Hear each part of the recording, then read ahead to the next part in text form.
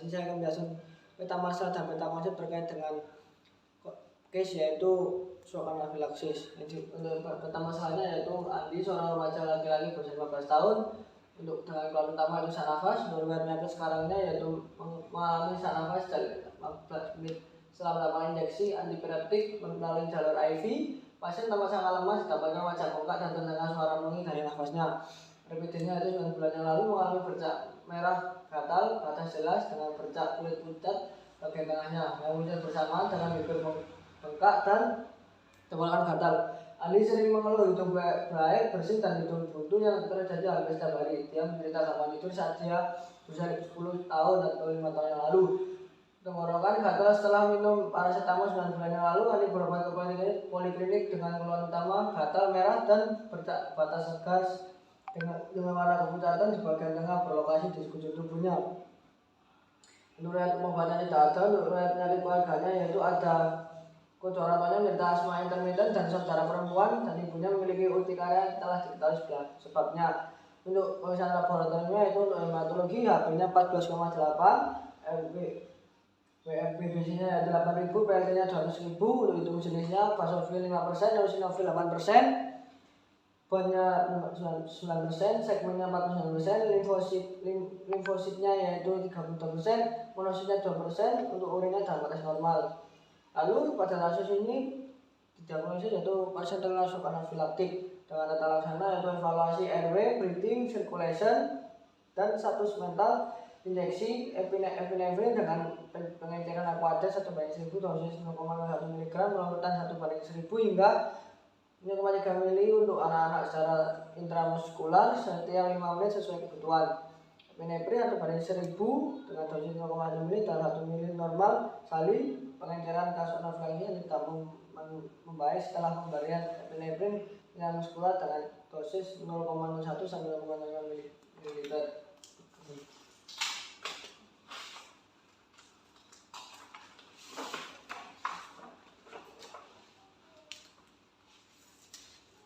Lalu 5 menit setelah pemberian epinefrin pertama tanda-tanda vital Andi kembali normal dan pasien dan dirujuk ke rumah rawat inap untuk dimentor. Kemudian gejala berulang pada fase lambat selama 2-3 hari dirawat di rumah sakit, tidak ada kejadian yang berulang dan kemudian Andi dipulangkan dari rumah sakit. Andi diberikan obat antihistamin oral cetirizine 1 dd 1 tablet. Lalu untuk periksa laboratoriumnya itu hasil prick test kulit 10 mm untuk tangan tubuh rumah atau plasmid dan 8 mm untuk serangga kecoa.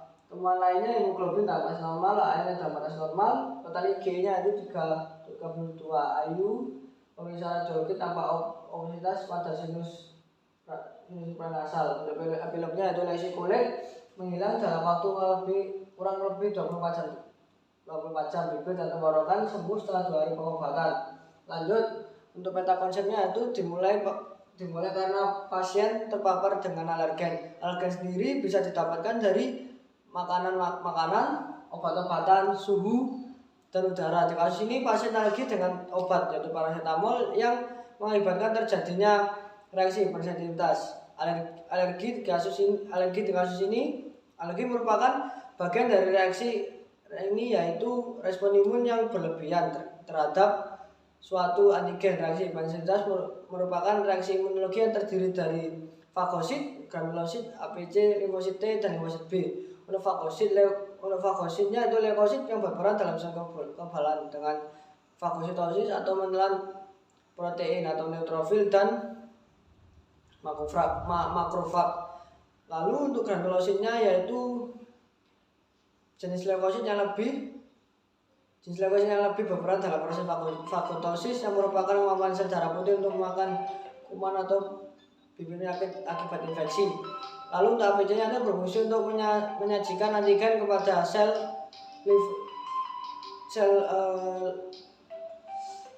limfoid yang tersensitasi. Lanjut yaitu limfosit B memproduksi antibodi guna menyerang bakteri atau virus. Racun limfosit ini menyerang sel tubuh yang sudah terpapar virus dan sel kanker.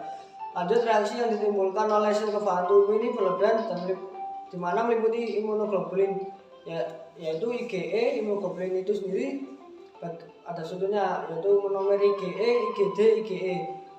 Lalu ada dimer yaitu IgA dan pentamer yaitu IgM dan IgG. IgG adalah divalen antigen. Antibodi ini paling sering ditemukan dalam susun tulang belakang. IgG salah satunya yaitu IgG adalah satu-satunya imunoglobulin yang dapat menembus plasenta. IgD terdapat dalam permukaan limfosit B yang berfungsi untuk merangsang pembentukan antibodi oleh sel plasma dan sebagai reseptor antigen.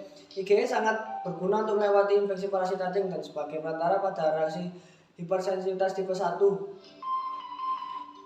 seperti alergi dan anafilaksis. IgA berfungsi mencegah kuman patogen yang menyerang permukaan sel mukosa. IgM adalah imunoglobulin yang ditemukan pada permukaan sel B yang matang. Selain itu, penyakit atopik seperti dermatitis yang sering terjadi pada masa anak-anak ini merupakan bagian dari reaksi yang ditandai dengan